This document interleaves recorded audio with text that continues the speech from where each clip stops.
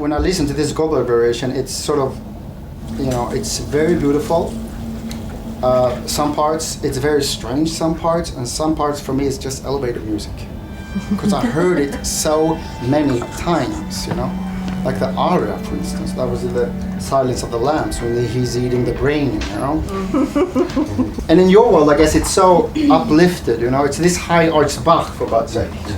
And for me, it's been important to sort of take him down to our level so we can listen to him in a new way. And that's the only way for me to get involved.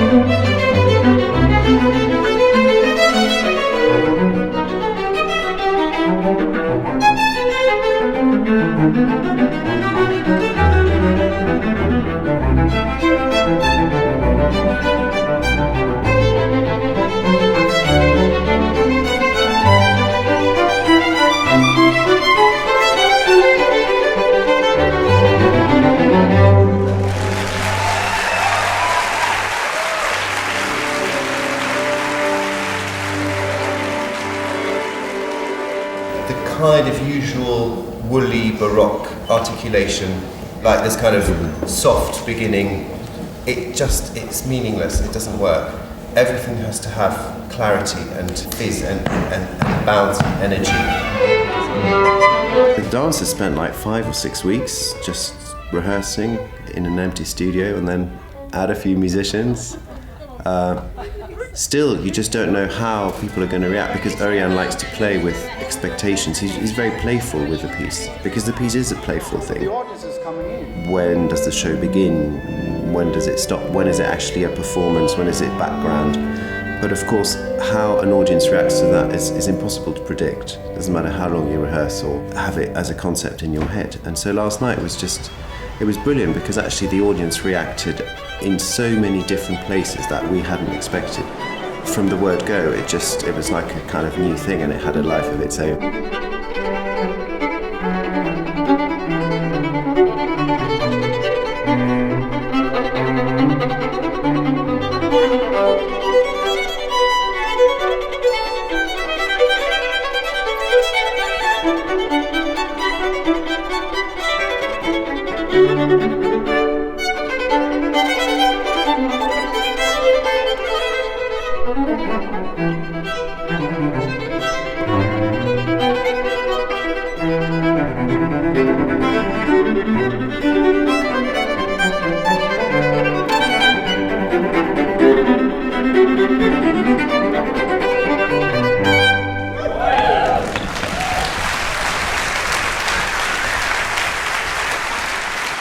I don't put on the music and then dance to the music. It's not so interesting. I rather work without the music and then I put on the music and I see if there's any bearing, if there's any crush that appears with the movement and the music. And sometimes the music goes very well with the movement and sometimes it just hits head on, but that can also be very interesting. I don't want you to shake back out, you should just back and take in the action. I have to use my own response. Whose else can I use? I mean, I cannot think about the audience, that's impossible. I can just wish that they kind of can connect with it the way I connect with it.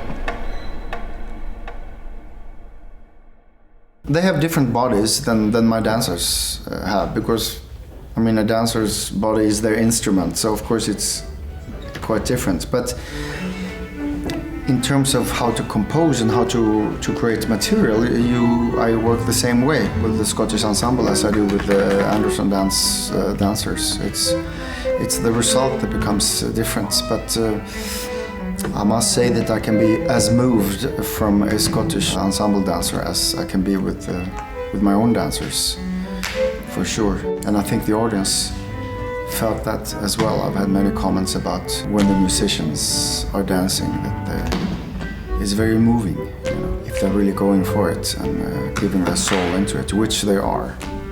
I almost have to hold them back sometimes because they really don't have the tools to do all the movements and they can get injured. So. We're used to walking on stage and, you know, from the moment the sound begins until the sound ends, it's kind of the focus. Whereas in a show like this, everything is the focus. So it's like your brain has to develop super 3D awareness of so many different factors. So that is a big challenge. And I mean, purely in terms of playing, you know, the fact that we're playing sometimes very far away from each other, these are not things that we would ever choose to do in an acoustic live environment. So yeah, plenty of challenges, but yeah, I think we just threw ourselves into it, and that desire to make something different and something new. Daniel, is it vaguely together?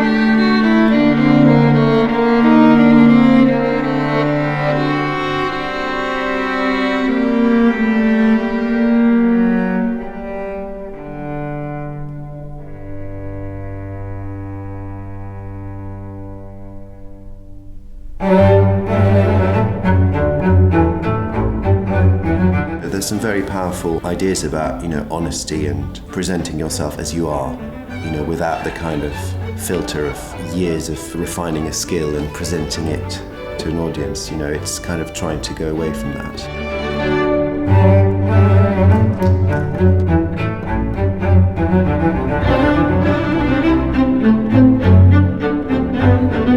It feels very free and joyful, this process. And I think basically why is because the music is very free and joyful.